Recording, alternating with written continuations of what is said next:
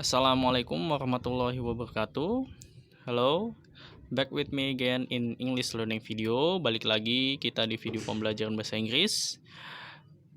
Today's material title is analytical exposition ya. Materi kita pada pertemuan kali ini adalah tentang analytical exposition. Ya, analytical exposition itu apa sih? Kalau di bahasa Indonesia kan artinya adalah teks argumentatif. Oke? Itu ya. Jadi analytical exposition itu kalau di bahasa Indonesia kan artinya adalah sama dengan teks argumentatif. Oke. So what is exactly analytical exposition? Oke. What is analytical exposition? Ya. Analytical exposition is a text that elaborates the writer's idea about phenomenon surrounding.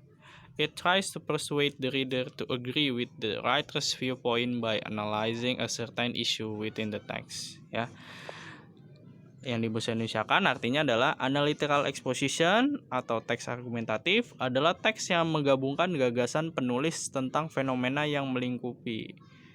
Teks ini mencoba merayu pembaca untuk setuju dengan sudut pandang penulis dengan menganalisis masalah tertentu dalam teks ya. Jadi seperti tadi saya bilang di awal, analytical exposition ini adalah teks argumentatif ya. Misalkan seseorang ingin mengangkat suatu permasalahan dan dia mau menuangkan ide-ide pendapatnya dalam sebuah paragraf ya, dan mengajak pembaca untuk setuju dengan pendapat dia. Nah, itu adalah masuk dalam analytical exposition ya. For example, someone writing about title is The Dangers of Smoking ya, bahaya dari merokok. Lalu dia menulis gagasannya dia tentang bahaya merokok, lalu dia menuliskan alasan-alasannya tentang bahaya merokok. Nah, itu termasuk dalam analytical exposition ya. Atau misalkan someone writing paragraphs about the harm of internet, bahaya dari internet gitu ya, bahaya dari internet. Lalu dia menuliskan ide-idenya, lalu disertai bukti-bukti atau argumen-argumennya dia mengenai topik yang dia angkat gitu kan, misalkan bahaya internet. Nah, itu juga termasuk dalam analytical exposition. Intinya adalah analytical exposition ini adalah sebuah teks yang mengangkat suatu masalah dari sudut pandang penulis dan merayu si pembaca agar setuju dengan penulis ya. Makanya kan di sini adalah ada di pengertiannya adalah it tries to persuade the readers to agree with the writer's viewpoint ya. Ya, teks ini mencoba untuk merayu pembaca agar setuju dengan pandangan si penulis ya, seperti itu. Nah, itu definisi dari analytical exposition. Oke. Next, generic structure. Nah, analytical exposition itu adalah sebuah teks ya, sama seperti teks yang lain. Maka setiap ada teks pasti ada bagian-bagiannya, susunannya ya. Yang pertama itu adalah thesis ya, atau tesis.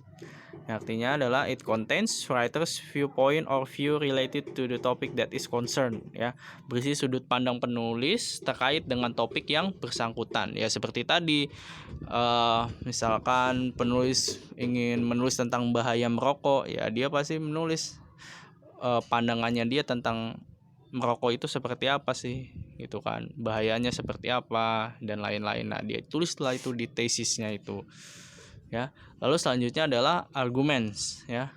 It contains opinion, statement, or proof that supports writer's point of view in thesis. Usually there is more than one argument in analytical exposition text. The more arguments that are stated, the more readers believe that the topic that is written by the writer is a serious problem ya. Jadi argumen itu apa sih? Ya, sama seperti bahasa Indonesia, argumen itu adalah ya alasan ya, sebuah alasan ya, berisi pendapat, pernyataan atau bukti yang mendukung pandangan penulis dalam tesis ya. Jadi kalau di tesis dia menyatakan merokok itu bahaya, maka di argumen ini pasti dia menjelaskan alasan-alasannya itu ya.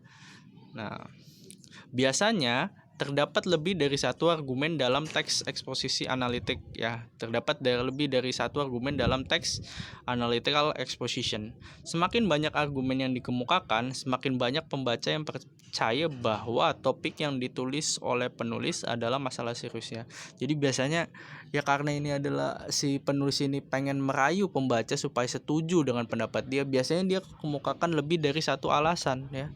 Tujuannya apa? Supaya ya si pembaca ini setuju dengan topik atau permasalahan yang diangkat oleh si penulis. Seperti itu ya. Misalkan The Dangers of Smoking ya, dia tulis opininya apa, lalu disertai alasan-alasannya gitu kan. Bahaya merokok itu apa alasan-alasannya. Nah, supaya apa? Supaya yang baca ini, si pembaca ini setuju dengan penulis bahwa ya merokok ini merupakan kebiasaan yang merusak tubuh gitu, seperti itu.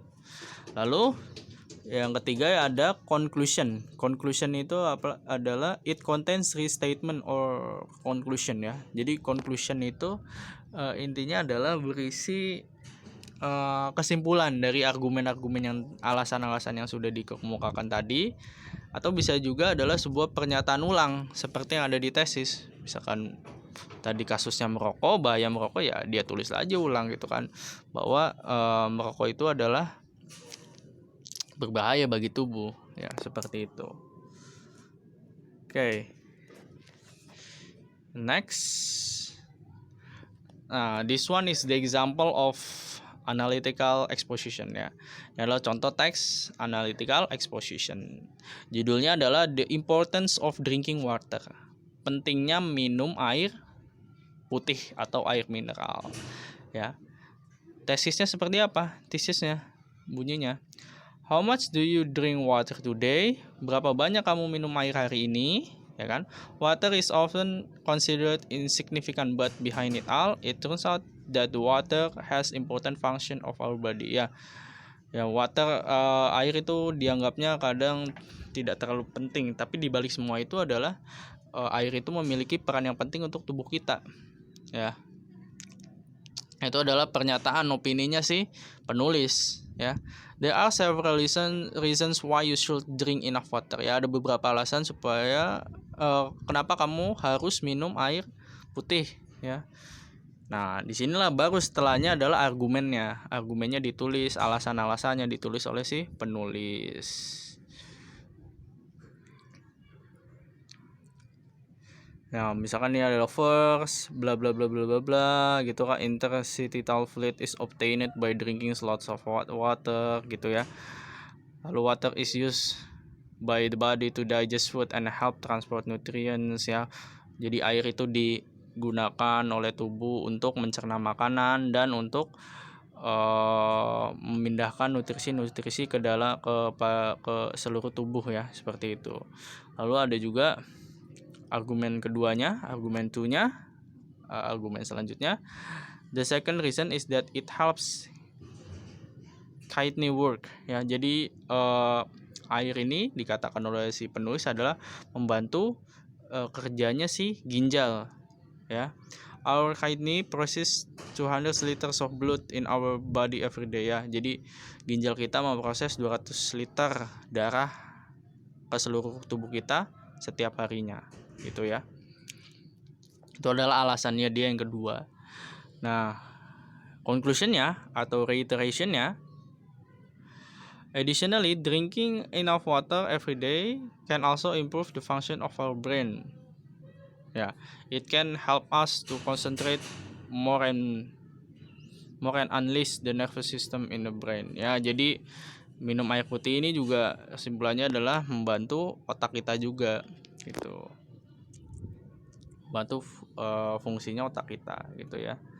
Ya, jadi intinya itu analytical exposition itu intinya adalah sebuah teks yang berisi pandangan seorang penulis tentang suatu permasalahan dan mengajak pembaca untuk setuju dengan apa yang dikemukakan oleh penulis. Itu jadi intinya analytical exposition itu ya. Nah, generic structure-nya, susunannya ada thesis, argumen, reiteration atau conclusion ya. Jadi ada 3. Tesis itu isinya adalah pandangan penulis tentang suatu permasalahan. Argumen itu adalah alasan-alasan yang mendukung pandangan penulis. Lalu ada conclusion yang isinya adalah kesimpulan. Okay, that's it for my explanation. I hope you guys understand. Thank you so much for watching. If you have any question, please don't be hesitate to ask. Jika kamu ada pertanyaan, silakan bertanya. Okay, thank you so much. Wassalamualaikum warahmatullahi wabarakatuh.